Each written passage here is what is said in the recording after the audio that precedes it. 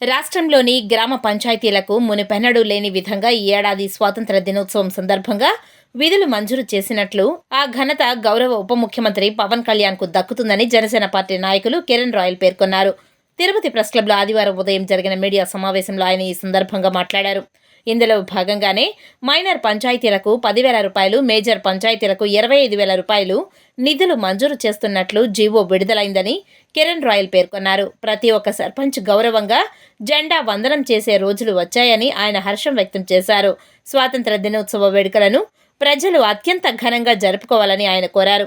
ఈ విలేకరుల సమావేశంలో జనసేన పార్టీ నాయకులు పాల్గొన్నారు. పల్లెల్లో నుంచే ఏ రాజధాని అయినా సరే, వేరే దేశమైనా సరే, ఏదైనా సరే పల్లెల నుంచే మొదలవుతుంది.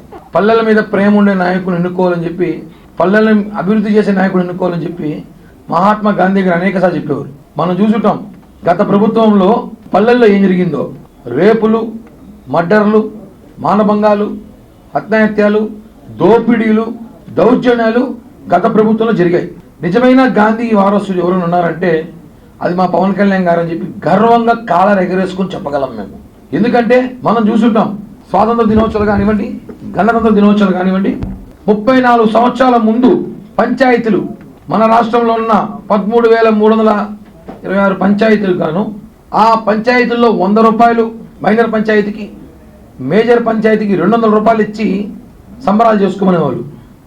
34 సంవత్సరాలుగా అదే సాంప్రదాయం కొనసాగుతుంది. అదే నిధులతో చేసేవాళ్ళు. మనకు తెలుసు 100 రూపాయలకి ఈ రోజుల్లో ఏమీ రాదు. మన పాకెట్కి వేసుకోవాలి జెండా కూడా ఈరోజు మంచి క్వాలిటీ వేసుకోవాలంటే కనీసం 200, 150 రూపాయలు, 200 రూపాయలు పెట్టాలి. 100 రూపాయలకి ఏమీ రాదు.